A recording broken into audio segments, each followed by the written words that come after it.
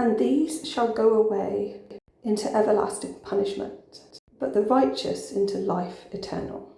Matthew 25:46. I was looking at that word, which it comes from, I think, kolasis, which is interpreted here as punishment.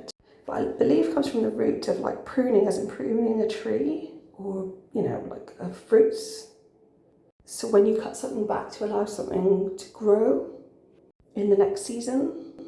Not entirely sure what I've drawn here, but it looks a bit like a vessel because it's like an idea of a stand, like 2 feet at the bottom. So it curves around. This person stood inside like a Vesca type womb symbolism.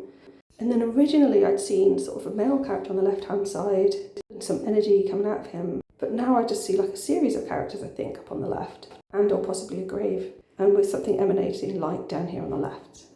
So there's like this, and originally thought female character, obviously there's no features, it was just that the other character was bigger, so I assumed male. There's this sort of looping around, which I think I can see a couple of birds in there, probably symbolic of spirit. So it's this bit sort of on the top right of those figures.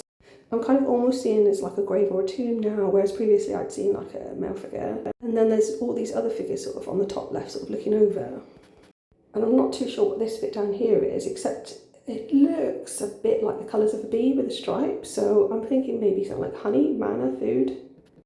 And then on the far right, there's sort of this idea of different vines, branches coming around, and there's some symbols in there.